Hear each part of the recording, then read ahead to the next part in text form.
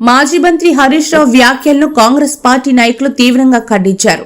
Narsapur Congress party camp కార్యాలయంలో బుధవారం నియోజకవర్గ ఇన్ఛార్జి ఆవుల రాజురెడ్డి, జిల్లా కాంగ్రెస్ పార్టీ అధ్యక్షులు ఆంజనేయులు గౌడ్, గ్రంథాలయ సంస్థ చైర్మన్ సుహాసిని రెడ్డి మీడియాతో మాట్లాడుతూ గతంలో బీఆర్ఎస్ పార్టీ పారిశుధ్య కార్మికులకు 6 నెలల నుండి జీతాలు ఇవ్వలేనటువంటి ఘనత బీఆర్ఎస్ పార్టీదన్నారు. ఈ కార్యక్రమంలో మండల పార్టీ అధ్యక్షులు మల్లేశం, మాజీ జెడ్పీటీసీ శ్రీనివాస్ గుప్తా, మాజీ ఎంపీపీ శ్రీనివాస్ గౌడ్, లలిత్ నర్సింగ్ నాయక్, అశోక్ తదితరులు పాల్గొన్నారు. క్రమంలో ప్రతిపక్షాలకు నిద్ర పట్టట్లేదు. ఏ రకంగానైనా ఒక బురద నీటిని చల్లే విధంగా మాట్లాడి ప్రజలను కన్ఫ్యూజ్ చేయాలని, ప్రభుత్వం మీద బురద చల్లాలని ఒక కంకణం ఏదైతే కట్టుకున్నారో పిల్లి శాపనార్థాలకు ఉట్టి తెగిపడదని సామెత. ఆ రకంగా వారు ఎన్ని రకాల ప్రచారాలు చేసినా ప్రజలు నమ్మరు. ప్రజలు నమ్మకంతోనే కాంగ్రెస్ అంటేనే ఒక నమ్మకం. తప్పకుండా కాంగ్రెస్ మాట ఇస్తే మాట తప్పదు, తప్పకుండా నెరవేరుస్తుందనే నమ్మకంతోనే ఈ ప్రభుత్వాన్ని, ప్రజాపాలన ప్రభుత్వాన్ని ప్రజలు తెచ్చుకోవడం జరిగింది. కాబట్టి ప్రతిపక్షాలు ఎన్ని కుట్రలు చేసినా ఆ నమ్మకంతో ప్రజలు ప్రభుత్వం మీద నమ్మకంతో ఉన్నారు కాబట్టి, ప్రభుత్వం వెన్నంటి ఉన్నారు కాబట్టి వారు కూడా ప్రభుత్వం యొక్క ఆర్థిక పరిస్థితిని అర్థం చేసుకొని వారు చాలా ఓపికగా ఎదురు చూస్తున్నారు. పంచాయతీరాజ్ వ్యవస్థను విధ్వంసం చేసి విచ్ఛిన్నం చేసింది నీ హయాంలో నువ్వు ఆర్థిక మంత్రిగా ఉన్నప్పుడు కాదా అని నేను సూటిగా ప్రశ్నిస్తున్నాను. గత సర్పంచుల పదవీ కాలంలో మీకందరికీ తెలుసు, కేవలం 2 సంవత్సరాలు సర్పంచులను సరిగ్గా పనిచేసుకొని ఇచ్చారు. వాళ్ళ రావాల్సిన నిధుల్లో నుంచి వాళ్ళు స్వయం ప్రతిపత్తితోని స్వచ్ఛందంగా వాళ్ళు ఖర్చు పెట్టుకునే అవకాశం కల్పించారు. కానీ తర్వాత 3 సంవత్సరాలు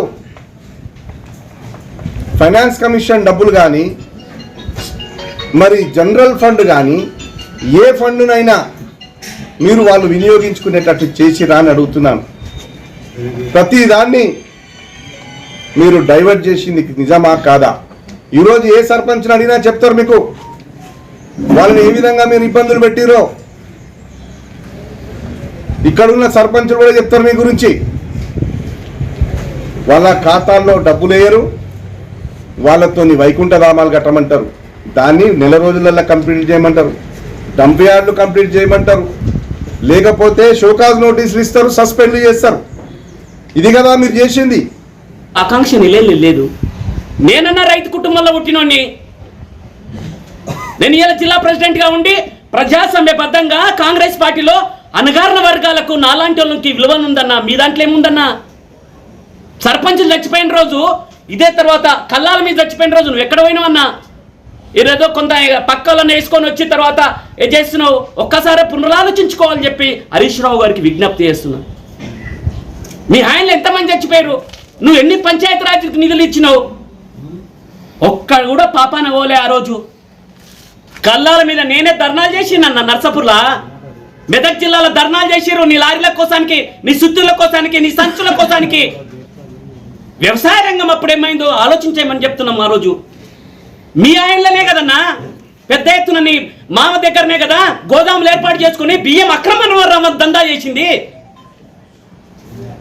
మీ ఆయననే కదా కోట్లాది రూపాయలు నిధులు ఇప్పటి వరకు కూడా తర్వాత కాంగ్రెస్ ప్రభుత్వం వచ్చినాక రాబడుతుంది. సిగ్గనిపించట్లే?